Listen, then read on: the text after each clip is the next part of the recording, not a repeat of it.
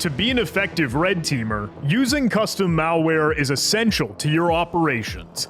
That's why you need training in WMD, Windows Malware Development. Join a prior U.S. Special Operations cyber operator to learn the building blocks and foundational techniques used in creating real-world malware to target the Windows operating system.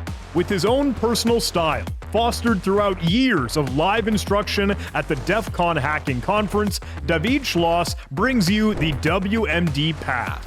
An introduction to the basics of malware development in 3 unique courses. Give me a crash course. Were those the basics? Was that the fundamentals? Where does that sit in your mind, and is there more on the horizon? It is a basics course. A little bit different than your traditional basics course that you get from the other malware dev instructions out there. We're not a text-based kind of course. It's all video-led, it's all lab-led, right? You're doing it alongside me. You watch me mess up. It's putting a more humanized aspect to the development process and just generally understanding why we're doing what we're doing. Since you know the why and you know the rules around what you need, you have that basic. You have the ability now to improvise. Once we give you that, you're able to really head off to the races and write malware that escapes all sorts of AV and EDR detection.